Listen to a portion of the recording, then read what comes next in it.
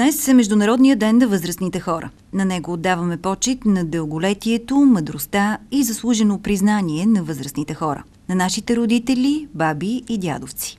Този празник е чудесен повод да се спрем в забързаното ежедневие и се поклоним пред хората, на които все още разчитаме за тяхната добрина и мъдрост, натрупана през житейския им път. Тъй като от 2012 година е Европейска година за солидарност между поколенията и за активен живот на възрастните хора, затова решихме днес да направим специален празник, заедно с нашите приятели, децата от училище Свети Кирил и Методий, училище Христо Ботев, училище Иван Вазов и детска градина номер 1. Все още младеем покрай децата, стига да сме до тях.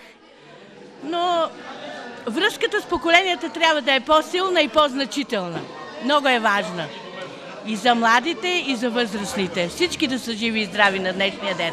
Повече за това как отбеляза празника Пенсионерски клуб Мездрея гледайте в емисията ни утре.